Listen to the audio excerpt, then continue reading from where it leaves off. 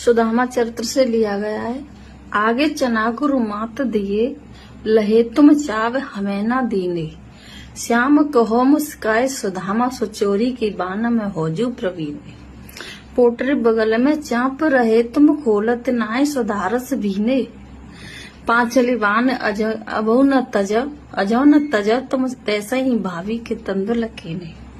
विशेष भगवान कृष्ण रामा जी से हंसकर कहते हैं, मित्र अब पोटली बगल में दबा रखे, चना की चोरी ऐसे ही भाभी के तंदुल क्यों नहीं देते। प्रेम बस प्रभु ने चावल अपने ऊपर डाल लिए हैं। चोरी करने में तो बड़े होशियार हो, अभी भी चोरी करना नहीं छोड़ा। मित्र जय हिंद।